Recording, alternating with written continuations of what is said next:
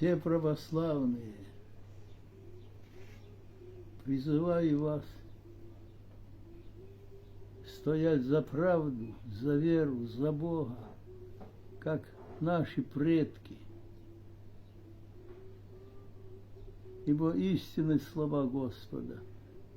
Не бойся, малое стадо, ибо Отец мой благоволил вам до Царствия Небесное. Это слова самого Господа, который уверяет нас в том, что без Бога не до порога.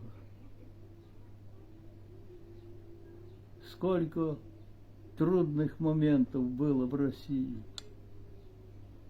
И Россия выходила только Богом. Целые чудеса были, как мы знаем.